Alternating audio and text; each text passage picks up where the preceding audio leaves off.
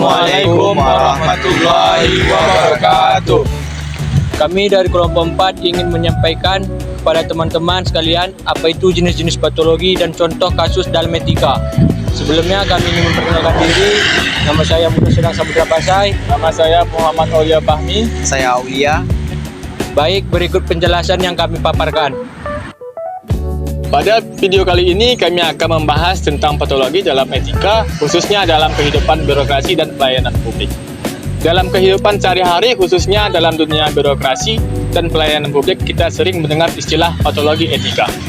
Patologi etika dapat diartikan sebagai bentuk penyimpangan atau penyakit dalam perilaku yang tidak sesuai dengan nilai-nilai moral dan norma yang berlaku.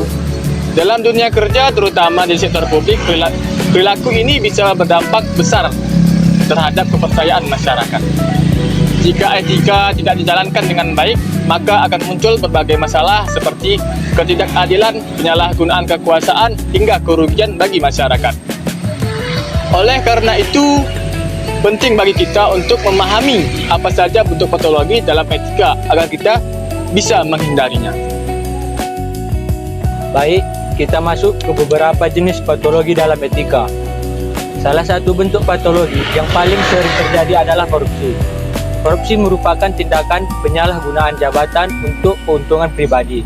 Misalnya, seorang pegawai menerima suap agar mempercepat atau meloloskan suatu urusan. Tindakan ini jelas merugikan banyak pihak dan merusak kepercayaan masyarakat. Korupsi merupakan tindakan penyalahgunaan jabatan untuk kepentingan pribadi, seperti menerima suap agar suatu urusan dipermudah. Tindakan ini sangat merugikan negara dan masyarakat. Yang kedua adalah kolusi, yaitu kerjasama tidak sehat antara pihak-pihak tertentu untuk mendapatkan keuntungan. Contohnya, dalam proyek pemerintah, panitia hanya memilih perusahaan tertentu tanpa proses yang adil. Selanjutnya adalah nepotisme. Nepotisme yaitu mengutamakan keluarga atau kerabat dalam mendapatkan jabatan. Misalnya, seorang pejabat mengangkat saudaranya tanpa melalui seleksi yang transparan. Selain itu, ada juga penyalahgunaan wewenang. Ini terjadi ketika seorang menggunakan kekuasaan tidak sesuai aturan, seperti atasan yang menyuruh bawahan untuk mengerjakan urusan pribadi. Selain yang sudah dijelaskan, ada juga bentuk patologi lain seperti diskriminasi. Diskriminasi adalah perilaku tidak adil terhadap orang lain. Misalnya, pelayanan lebih cepat hanya diberikan kepada orang tertentu. Kemudian tidak profesional, seperti datang terlambat, tidak disiplin atau bekerja tanpa tanggungjawab. Ada juga kurangnya transparansi, iaitu tidak terbukanya informasi dalam pelayanan. Hal ini sering membuka peluang terjadinya pelanggaran. Dan yang terakhir adalah pungutan liar atau pungli, iaitu meminta biaya tambahan di luar ketentuan resmi. Sebagai penutup, dapat kita disimpulkan bahawa patologi dalam etika merupakan perilaku yang harus dihindari karena dapat merusak sistem dan menurunkan kepercayaan masyarakat. Oleh karena itu, kita sebagai generasi muda harus menjunjung tinggi nilai kejujuran, keadilan, dan profesionalisme dalam setiap tindakan. Di kehidupan sehari-hari, etika sebenarnya terlihat dari hal-hal sederhana, misalnya ketika seseorang datang ke kantor pelayanan, mengambil nomor antrian, lalu menunggu giliran. Petugas melayani sesuai aturan, menjelaskan prosedur dengan jelas dan semua orang diperlakukan sama. Itu gambaran perilaku yang baik. Ada keadilan, keterbukaan, dan rasa hormat terhadap hak orang lain. Tetapi kenyataannya situasi seperti itu tidak selalu terjadi. Kadang ada orang yang datang belakangan, tetapi justru dilayani lebih dulu.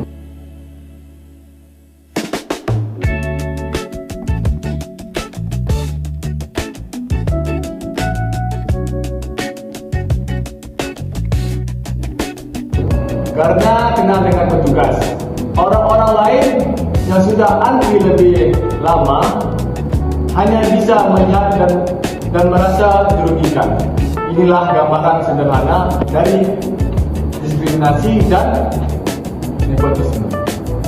Ada juga kasus ketika masyarakat datang mengurus dokumen, lalu diberitahu bahwa prosesnya bisa lebih cepat kalau ada uang tambahan. Walaupun mungkin jumlahnya tidak besar, tindakan seperti ini tetap termasuk pungutan liar. Dampaknya nyata, masyarakat merasa aturan tidak berlaku sama untuk semua orang atau masyarakat.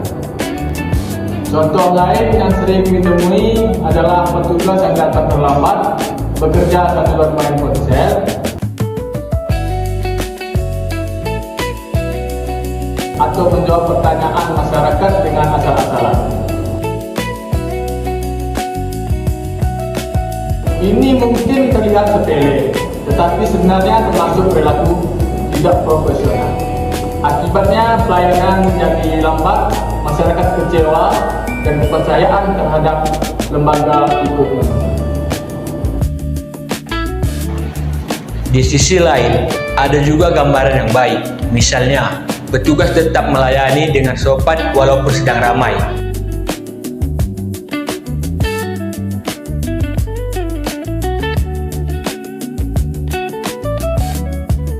Menjelaskan syarat dengan jelas.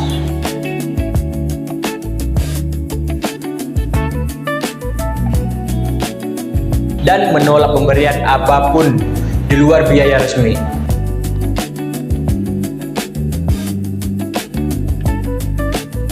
Sikap seperti ini menunjukkan integritas.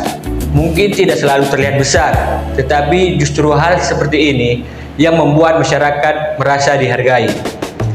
Dari contoh-contoh tadi, terlihat bahwa patologi etika bukan hanya soal kasus besar seperti korupsi. Kadang justru dimulai dari kebiasaan kecil yang dianggap seperti mendahulukan kenalan, tidak disiplin atau tidak transparan. Karena itu, untuk ke depan, perbaikan tidak cukup hanya dengan aturan tertulis. Yang paling penting adalah membangun kebiasaan yang benar, mulai dari disiplin, datang tepat waktu, melayani semua orang dengan adil, terbuka soal prosedur dan biaya, serta berani menolak hal-hal yang melanggar aturan. Kalau kebiasaan ini harus terus dijaga, pelayanan publik akan terlihat adil, masyarakat lebih percaya, dan lingkungan kerja juga menjadi lebih sehat. Baik, mungkin ini saja yang bisa kami sampaikan kepada teman-teman.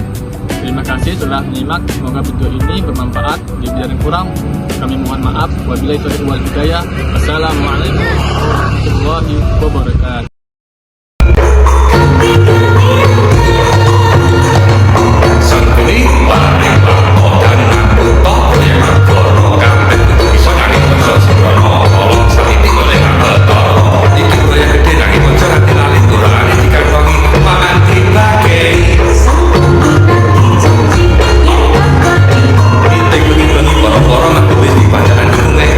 Semuanya happy.